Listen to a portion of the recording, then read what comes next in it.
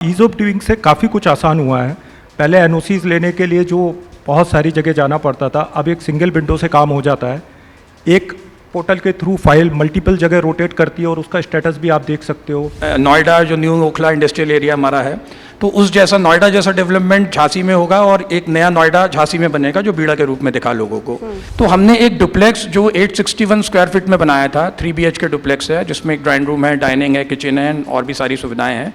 वो हमने 35, 38, 40 लाख रुपीज़ में लोगों को एक डुप्लेक्स दिया रहने के लिए, और वो ऑडियंस हमारी वही टारगेटेड थी जो अफोर्डेबल लोग थे, जिनका बजट ये था कि हाँ हमारी सैलरी 30,000 से 70,000 के बीच है और हमें एक मकान चाहिए। निवेशक झांसी में अगर देखें तो अपॉर्चुनिटी तो पिछले कई सालों से है, और अब जैसा कि नया बीड़ा आ गया है, उसके बाद डिफेंस कॉरिडोर आ रहा है, तो सबसे बड़ा झांसी के शहरवासियों को सुरक्षा मिली है। अच्छा। जो भी प्रोजेक्ट अब आ रहे हैं वो सारे JDA और रेरा अप्रूव्ड होते हैं। JDA और रेरा अप्रूव्ड होने के साथ ही ग्राहक का जो भी इन्वेस्टमेंट होता है वो सुरक्षित हो जाता है।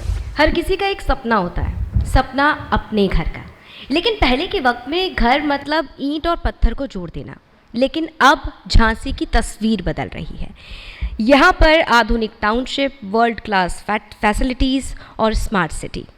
लेकिन इस विज़न को ज़मीन पर उतारने वाले वो धुरंधर, इस मिशन पर लगे वो कुछ खास शख्सियत हमारे बीच मौजूद हैं, जिन्होंने झांसी के डेवलपमेंट को, इंफ्रास्ट्रक्चर को डेवलप करने के लिए, उसके विकास के लिए जो जिम्मा अपने हाथों में उठाया।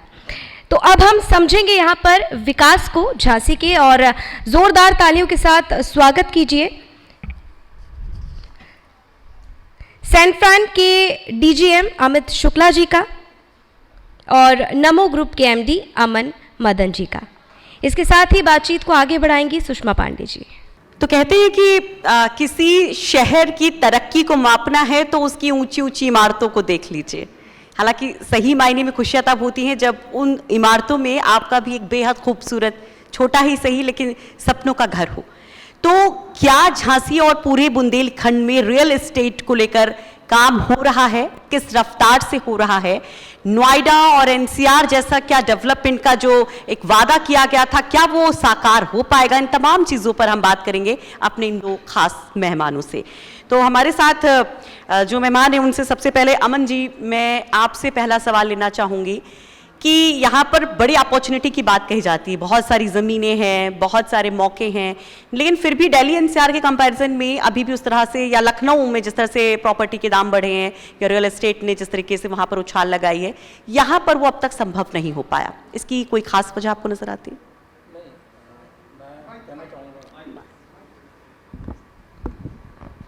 हेलो, मैं आपको बताना चाहूँगा कि झांसी में अगर हम कंपेयर करें NCR से या लखनऊ से या कोई भी डेवलप्ड सिटी से, तो अगर हम रेट वाइज ग्रोथ की बात करें तो झांसी में भी वो ग्रोथ मिली है, ऐसा नहीं है। मैं एग्जांपल देना चाहूँगा आपको अपने पहले प्रोजेक्ट का, नमो होम्स का, जहाँ हमने विलामेंट्स का कॉन्सेप्ट लेके आए और हमने स्टार्टिंग किया था इसका 55-60 लाख रुपीज़ से, और आज हमारी जो प्राइसिंग है 1.2 CR है। तो with in a period of 4 years अगर प्राइस डबल हो गई है तो इसको इंक्रीमेंट वैल्यू हमें अच्छी खासी मिल रही है अगर इसको हम देखेंगे।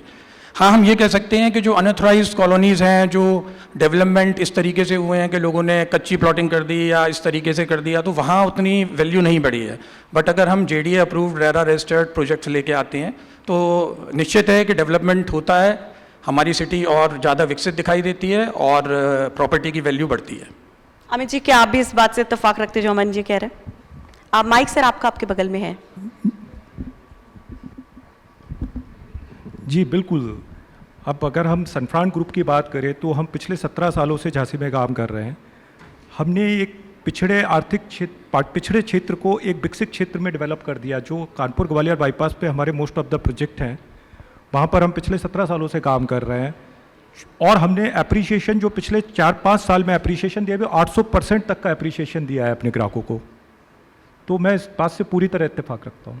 यानी कि बड़ी संभावनाएं हैं झांसी में भी और इसके आसपास के ज़िलों में भी, जैसा कि हमारे दोनों मेहमान कह रहे हैं।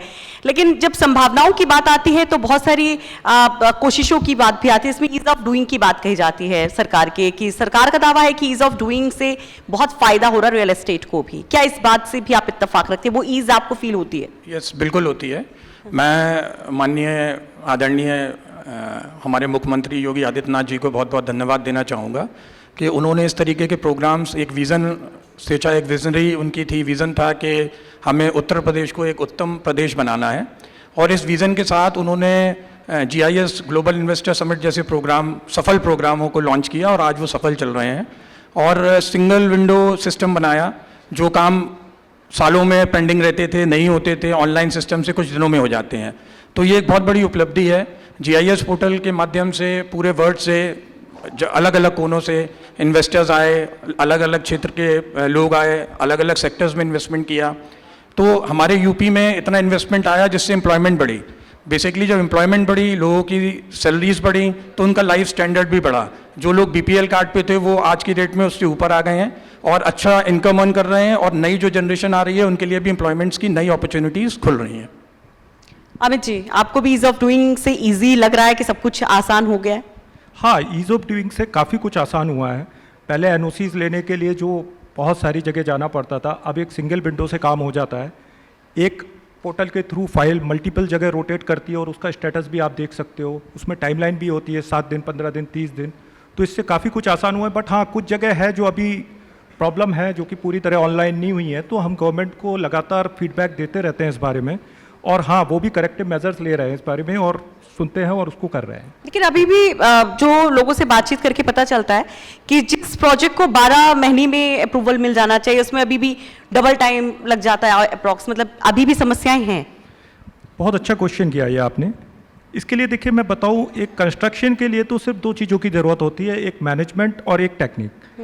बट जो ये अप्रूवल वगैरह होते हैं, इनके साथ बहुत सारी प्रोसेस होती हैं, लीगल प्रोसेसेस होती हैं, शिनिंग होती है, बहुत सारी चीज़ें इन्वॉल्व होती हैं। उसके लिए लीगल प्रोसेस भी चेक करनी होती है, तो उसमें थोड़ा सा टाइम लग जाता है। वो मल्टीपल जगह से NOCs आती हैं, तो उसमें थोड़ा सा टाइम लग जाता है, क्योंकि वो थोड़ा सा एक बड़ा प्रोसेस होता है।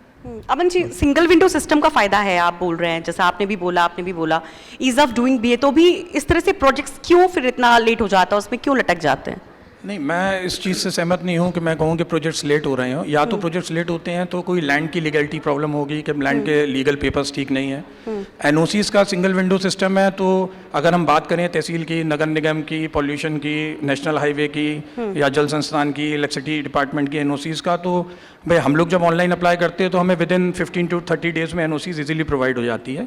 ऑनलाइन सिस्टम की वजह से JDA में भी अप्रूवल फाइल जाती है, 15 से 20 दिन में अप्रूवल मिल जाता है। तो जो टोटल टाइम मेरे प्रोजेक्ट्स में, मेरे अभी 6 प्रोजेक्ट्स चल रहे हैं, तो जो 6 प्रोजेक्ट्स में जो टोटल टाइम मेरे को लगता है वो अप्रूवल लेने में, लैंड परचेज करने के बाद उसके लीगल डॉक्यूमेंट्स अगर क्लियर हैं, तो 2 महीने के अंदर मेरा प्रोजेक्ट लॉन्च हो जाता है। और फिर हम रेरा रजिस्ट्रेशन के लिए जाते हैं, तो हार्डली रेरा में भी 30 to 45 डेज लगते हैं, लेकिन in on ground 90 to 120 days में प्रोजेक्ट हमारा लॉन्च हो जाता है। अच्छा, एक सवाल है निवेश को लेकर के कि रियल एस्टेट में निवेश झांसी में बढ़ा है। ये कहा जा रहा है कि थोड़ा ज़्यादा अट्रैक्शन इधर हुआ है, क्या ये सही है? अट्रैक्शन बढ़ा है, और अगर बढ़ा है तो क्यों? क्या अभी मौजूदा स्थिति को देखते हुए, या फिर कोई बहुत फ्यूचर में कोई बड़ा बूम यहाँ पर आ सकता है इसको देखते हुए? देखिए, झांसी में जो निवेश बढ़ा है उसका सबसे बड़ा रीज़न तो यही है कि ईज़ ऑफ डूइंग बिजनेस की एक सबसे पहले तो मैं उसको कहूँगा। सेकेंडली, बीड़ा बुंदेलखंड इंडस्ट्रियल डेवलपमेंट अथॉरिटी यहाँ पे इतना बड़ा बनाया गया, 37,000 हेक्टेयर का एक वो सिस्टम बनाया गया, और लोगों को दिखाई दिया कि नोएडा जो न्यू ओखला इंडस्ट्रियल एरिया हमारा है, तो उस जैसा नोएडा जैसा डेवलपमेंट झांसी में होगा, और एक नया नोएडा झांसी में बनेगा जो बीड़ा के रूप में दिखा लोगों को। तो एक इन्वेस्टमेंट की अपॉर्चुनिटी वहाँ से आई। सेकेंडली, अभी तक झांसी में जो हम लोगों का अपना विज़न है कि जो काम होता था, जिस तरीके से रियल एस्टेट सेक्टर को देखा जाता था, तो वो ऑर्गेनाइज फॉर्म में नहीं था। जब उसको ऑर्गेनाइज फॉर्म में लाया गया, कमिटमेंट्स पूरे किए गए, और हर प्रोजेक्ट का एक सिस्टम बनाया गया कि हमें अपना कस्टमर टारगेट ऑडियंस हमारी कौन सी होंगी। फॉर एग्जांपल, आज झांसी में अगर हम देखेंगे तो जो भी रियल एस्टेट के काम हो रहे हैं, तो 80 लाख से लेकर 2 करोड़, 2.5 करोड़, 3 करोड़ के बीच में आदमी प्रोजेक्ट्स लॉन्च करता है। बट उस सेक्टर को आदमी नहीं देखता है कि जिनकी मंथली इनकम 40,000 से लेकर 70,000 रुपये तक है, तो वो EMI कहाँ से देंगे? वो तो कभी मकान ले नहीं पाएंगे। तो अफोर्डेबल हाउसिंग को देखते हुए कुछ इस तरीके की हम लोग प्रोजेक्ट्स लेके आए। नमो रेजिडेंसी हमारा अफोर्डेबल हाउसिंग में था, जिसमें जीएसटी भी 1% थी। गवर्नमेंट की स्कीम थी कि अगर आप अफोर्डेबल प्रोजेक्ट लेके आएंगे तो जीएसटी जो 5% है रियल एस्टेट के ऊपर, वो 1% रहेगी। सेकेंडली, हम उस प्रोजेक्ट को इस तरीके की स्कीम में लेके गए, इनकम टैक्स फ्री स्कीम थी जो 2022 में मार्च में ख़त्म हो गई है गवर्नमेंट की, आगे रिन्यू नहीं हुई है। तो उस स्कीम में हमने उस प्रोजेक्ट को पास कराया कि हमें इनकम टैक्स नहीं देना है। 30%, 33% की हमारे उस प्रोजेक्ट के वो सेविंग थी। देन और भी 2-3 क्राइटेरियाज उसमें लिए। अफोर्डेबल हाउसिंग में पास कराने के लिए हमें LIGWS नहीं बनाने पड़े, तो उसकी शेल्टर फीस भी नहीं देनी पड़ी, और वो लैंड भी एक्स्ट्रा बची हमें उस जगह पे, तो हमारे नंबर ऑफ हाउसेज बढ़े। तो हमने एक डुप्लेक्स जो 861 स्क्वायर फीट में बनाया था, 3 BHK डुप्लेक्स है, जिसमें एक ड्राइंग रूम है, डाइनिंग है, किचन है और भी सारी सुविधाएं हैं, वो हमने 35, 38, 40 लाख रुपीज़ में लोगों को एक डुप्लेक्स दिया रहने के लिए। और वो ऑडियंस हमारी वही टारगेटेड थी जो अफोर्डेबल लोग थे, जिनका बजट ये था कि हाँ हमारी सैलरी 30,000 से 70,000 के बीच है और हमें एक मकान चाहिए। हमने 195 यूनिट्स प्लान की थी, जो यूनिट्स हमारी 6 मंथ में पूरी सोल्ड आउट हो गई। अभी कुछ लोग उसको रीसेल भी कर रहे हैं, तो 60 और 65 लाख रुपीज़ में रीसेल कर रहे हैं। 2022 में प्रोजेक्ट हमने लॉन्च किया था, 2025 में हमने कंप्लीशन करके हैंडओवर कर दिया। प्रोजेक्ट कमर्शियली एक्टिव है, लोग वहाँ रह रहे हैं। अमित जी, आप क्या कहेंगे, निवेशक क्या देखकर निवेश कर रहा है झांसी में?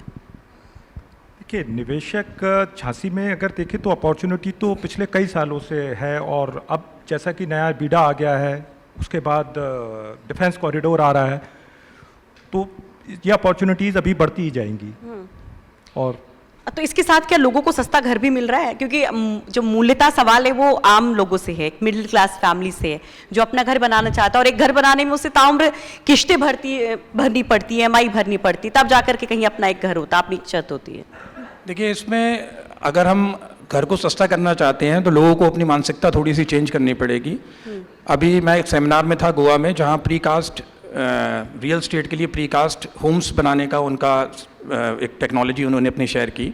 हम अगर डेवलप कंट्रीज़ को देखें, यूरोपियन कंट्रीज़ को देखें, तो वहाँ पे ऑलरेडी वो 200 साल पहले से 300 साल पहले से प्रीकास्ट के ऊपर वर्क कर रहे हैं।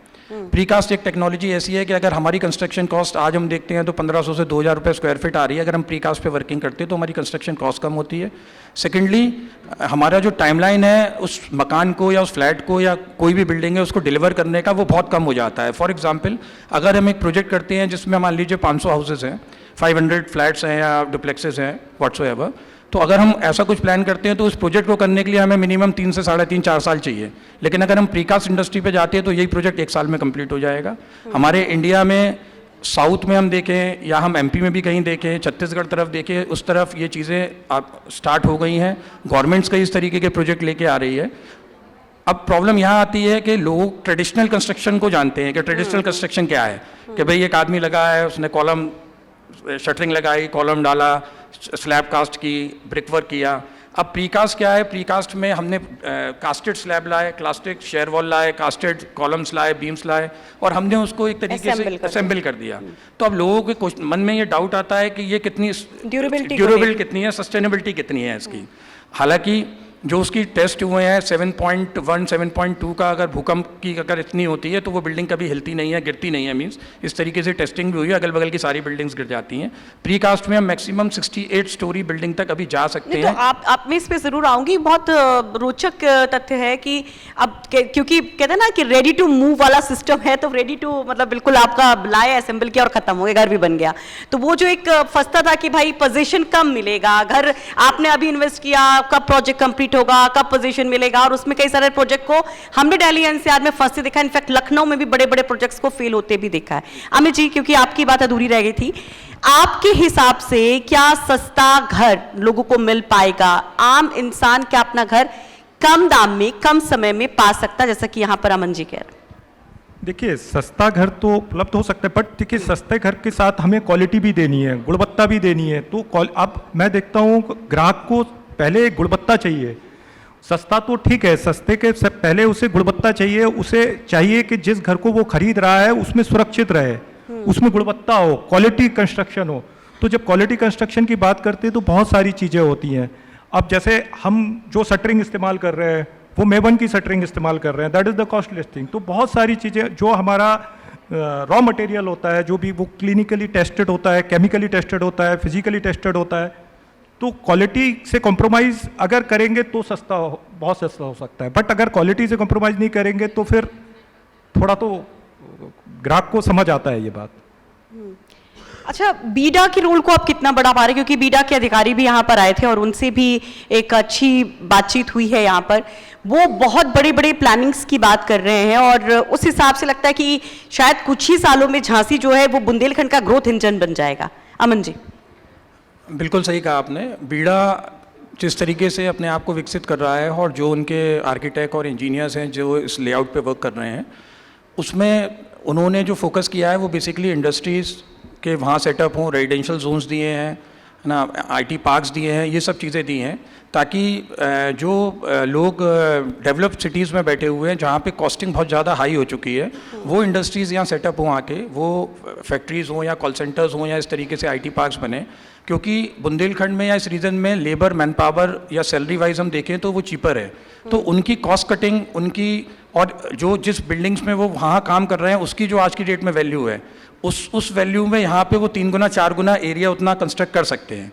तो उस हिसाब से देखा जाए तो बीड़ा झांसी में जो आ रही है, जिस तरीके से काम हो रहा है, तो झांसी का ही नहीं पूरे बुंदेलखंड का, बल्कि जो एमपी के भी एरियाज लग रहे हैं वहाँ का भी, मैं बात समझता हूँ कि 150 किलोमीटर का पूरा डाया चेंज हो जाएगा और एक नया आपको डेवलपमेंट दिखाई देगा झांसी के आसपास। अमित सर, एक सवाल, लास्ट सवाल है मेरा। ये जो नई रियल एस्टेट और हाउसिंग पॉलिसी आई, उससे झांसी में कितना परिवर्तन आप देख रहे हैं, ज़मीन पर उससे कितना चेंजेस हुआ? नहीं, उससे काफ़ी फ़ायदा हुआ है। उससे देखिए, एक तो सबसे बड़ा झांसी के शहरवासियों को सुरक्षा मिली है। अच्छा। जो भी प्रोजेक्ट अब आ रहे हैं वो सारे जेडीए और रेरा अप्रूव्ड होते हैं। जेडीए और रेरा अप्रूव्ड होने के साथ ही ग्राहक का जो भी इन्वेस्टमेंट होता है वो सुरक्षित हो जाता है, निवेश उसका सुरक्षित हो जाता है। तो सबसे पहला तो सुरक्षा मिलती है, उसके बाद गुणवत्ता से काम होता है, क्योंकि रेरा है वो सारी चीज़ें चेक करती है, मॉनिटर करती है, रेरा पे फोर्टनाइटली रिपोर्ट जाती है। तो इन सब चीज़ों को देखते हुए बायर्स और सप्लायर्स दोनों के लिए इससे आपको लग रहा है कि सहूलियत हुई है? मतलब जो आप लोग इन्वेस्ट कर रहे हैं, जो बिल्डर्स हैं उनको और जो बायर्स हैं, हाउस बायर्स, फ्लैट बायर्स, उनको भी, दोनों के लिए आप कह रहे हैं? दोनों के लिए। Aman ji, last comment. आपने ये पूछा कि जो नए बिल्डिंग बायलॉज आए हैं उससे रियल एस्टेट को क्या फ़ायदा हुआ है या नॉर्मल जो लोग हैं उनको क्या फ़ायदा हुआ है। उसमें मैं बताना चाहूँगा कि जो पुराने बिल्डिंग बायलॉज थे और जो नए बिल्डिंग बायलॉज आए हैं 2025, तो उसमें ये फ़र्क किया है कि पहले हमें, अगर हम कोई बिल्डिंग बना रहे हैं तो उसमें हमारे ऊपर रिस्ट्रिक्शन था कि आपका जो प्लॉट एरिया है, मान लीजिए फॉर एग्जांपल 5000 स्क्वायर फीट का किसी का कमर्शियल प्लॉट है, तो अगर वो कमर्शियल तो हम 50% ग्राउंड कवरेज ले सकते थे, बाकी हमें खुला छोड़ना ही छोड़ना है, सेटबैक के बाद भी अगर जगह बच रही है। दिस टाइम गवर्नमेंट ने ये किया है कि नहीं, आप सेटबैक छोड़िए, सेटबैक्स को भी कम किया है। पहले अगर कोई सेटबैक किसी जगह का 6 मीटर होता था, उसको 4 मीटर कर दिया गया है। पहले जो 3 मीटर थे सेटबैक्स, उसको रिवाइज करते हुए 1.5 मीटर किया गया है। और अगर 100 स्क्वायर मीटर से छोटा मकान आप बिल्ड कर रहे हैं तो आपको फ्रंट सेटबैक 1 मीटर छोड़ना है और कहीं सेटबैक छोड़ने की जरूरत नहीं है अगर कॉर्नर प्लॉट नहीं है तो। और भी कई उसमें चेंजेस किए हैं, जैसे गार्डन्स का है, जैसे रियल स्टेट में हम कोई कॉलोनी का लेआउट पास कराते हैं तो हमें 15% गार्डन एरिया छोड़ना होता था। उन्होंने ये बोला है कि 3000 स्क्वायर मीटर तक आपको कोई गार्डन एरिया नहीं छोड़ना है, उतना आप लेस कर दीजिए, उसके बाद आप 15% छोड़िए। पहले आपका कितना भी प्लॉट साइज है आपको 15% छोड़ना होता था। तो गवर्नमेंट ने और भी कई सुविधाएं उसके अंदर दी हैं। तो ये इस तरीके से बिल्डिंग बायलॉज में जो चेंज लाए हैं, जैसे हम देखते थे कि झांसी में कई बिल्डिंग्स बनी होती थी, नोटिस हो जाते थे कि वो अनऑथराइज बनी हुई हैं। नए बिल्डिंग बायलॉज आने से वो सारी बिल्डिंग्स ऑथराइज हो गई हैं, कोई भी बिल्डिंग अनऑथराइज नहीं रह गई है, क्योंकि नए सेटबैक्स के साथ, मतलब जो सेटबैक उसमें छूटे हुए थे वो आज की डेट में लागू कर दिए कि वो सही है। ठीक है, शुक्रिया आप दोनों का। तो यानी कि दोनों मेहमानों को सुनकर ऐसा लग रहा है कि झांसी बहुत जल्द जो है बुंदेलखंड का ग्रोथ इंजन बनकर निकलेगा और रियल एस्टेट के लिए यहाँ पर अपार संभावना है। बहुत बहुत शुक्रिया इस सेशन के लिए आप लोगों का। धन्यवाद।